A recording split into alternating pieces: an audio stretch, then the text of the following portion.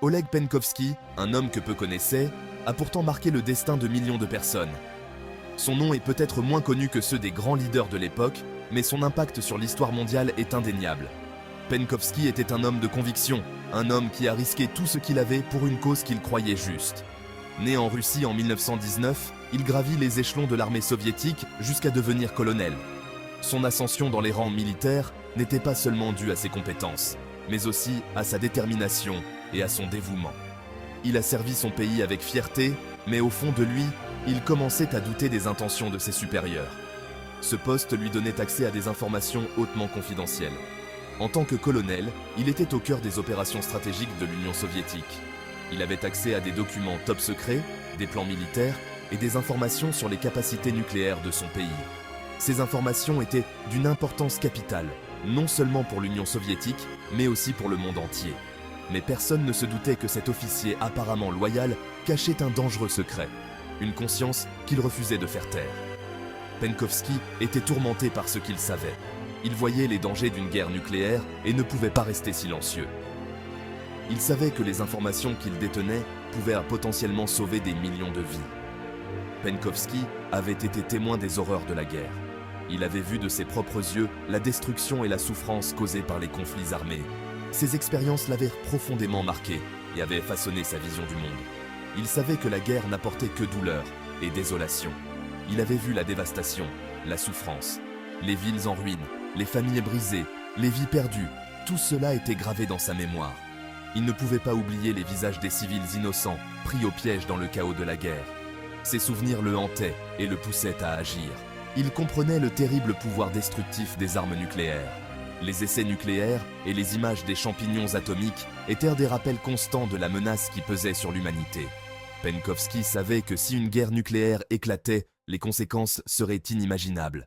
La destruction serait totale et irréversible. Il savait qu'une autre guerre, surtout si elle était menée avec de telles armes, serait catastrophique. Les tensions de la guerre froide étaient impalpables, et la course aux armements nucléaires ne faisait qu'aggraver la situation.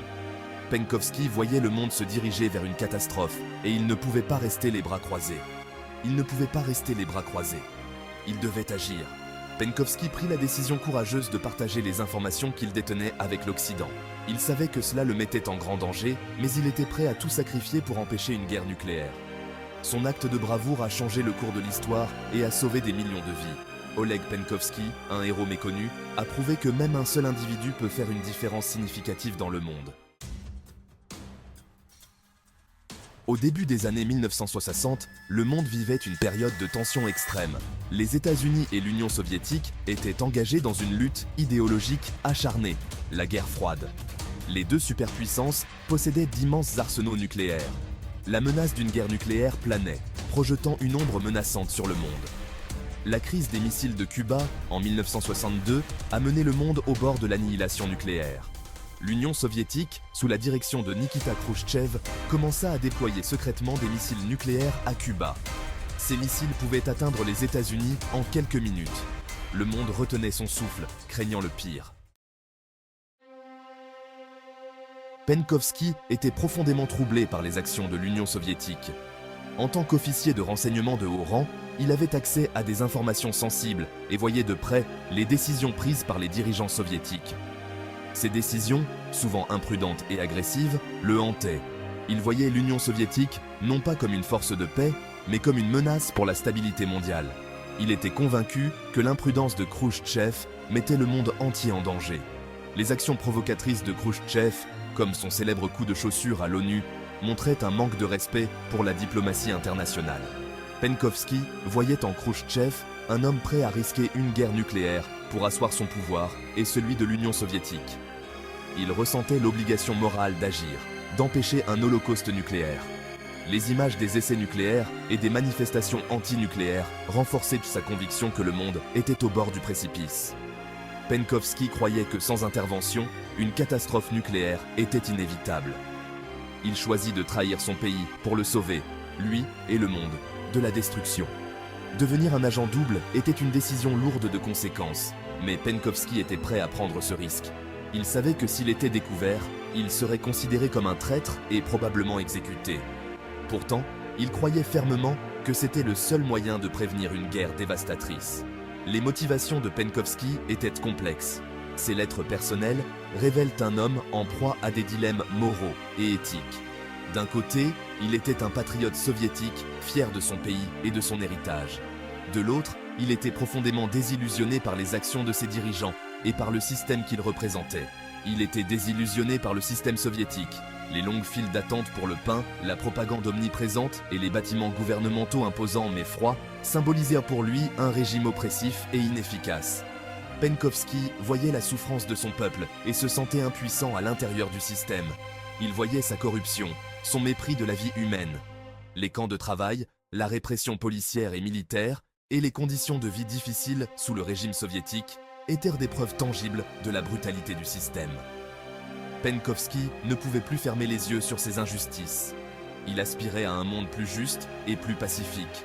Les manifestations pour la paix des années 1960, les réunions diplomatiques internationales et les images d'enfants jouant dans un parc représentèrent pour lui l'espoir d'un avenir meilleur.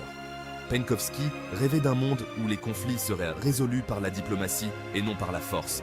Il croyait qu'en partageant les secrets soviétiques avec l'Ouest, il pouvait contribuer à éviter une catastrophe nucléaire et peut-être même inciter l'Union soviétique à se réformer. Penkovsky espérait que ces actions encourageraient une prise de conscience au sein de l'Union soviétique et mèneraient à des réformes. Il voyait son rôle d'espion non pas comme une trahison, mais comme un acte de courage et de patriotisme, visant à protéger l'humanité de la destruction. Penkovsky prit contact avec les services de renseignement occidentaux, offrant ses services d'espion. C'était une période de grande tension mondiale, où chaque information pouvait potentiellement changer le cours de l'histoire. Penkovsky, un colonel de l'armée soviétique, savait que les informations qu'il détenait étaient d'une importance capitale pour l'Occident. Il risquait tout, y compris sa vie, pour transmettre ses secrets. La CIA et le MI6, initialement sceptiques, furent finalement convaincus de sa sincérité. Les agences de renseignement occidentales étaient toujours prudentes lorsqu'il s'agissait de nouvelles sources, surtout venant de l'Union soviétique. Cependant, les informations fournies par Penkovsky étaient si détaillées et précises qu'elles ne pouvaient être ignorées.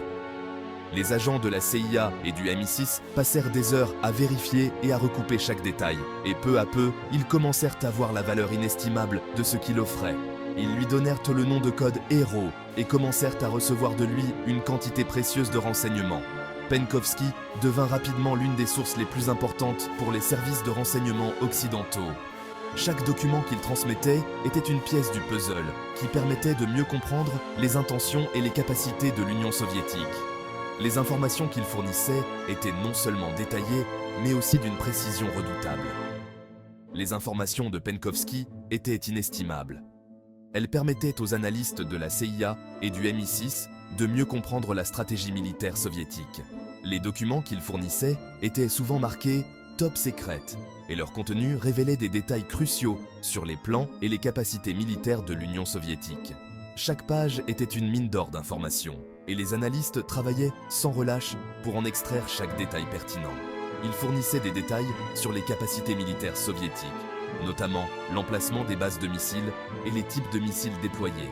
Ces informations étaient cruciales pour les planificateurs militaires occidentaux. Savoir où se trouvaient les bases de missiles et quel type de missiles y étaient déployés permettait de mieux évaluer la menace et de planifier des stratégies de défense appropriées. Les cartes et les diagrammes fournis par Penkovsky étaient d'une précision telle qu'ils pouvaient être utilisés pour des opérations militaires. Il parvint même à faire passer clandestinement des exemplaires de manuels militaires et de documents techniques soviétiques. Ces manuels contenaient des informations détaillées sur les équipements et les tactiques militaires soviétiques. Les agents de renseignement occidentaux étaient stupéfaits par la quantité et la qualité des informations que Penkovsky parvenait à faire sortir de l'Union soviétique. Chaque document était une nouvelle pièce du puzzle, permettant de mieux comprendre l'ennemi. Ces renseignements ont fourni une image claire des intentions et des capacités soviétiques, s'avérant cruciaux pendant les jours tendus de la crise des missiles de Cuba. Pendant cette période de tension extrême, les informations de Penkovsky permirent aux dirigeants occidentaux de prendre des décisions éclairées. Ils savaient exactement quel type de missiles les soviétiques avaient déployés à Cuba et quelles étaient de leurs capacités. Cette connaissance fut déterminante pour éviter une escalade militaire et trouver une solution diplomatique à la crise. Les contributions de Penkovsky furent inestimables et son courage changea le cours de l'histoire.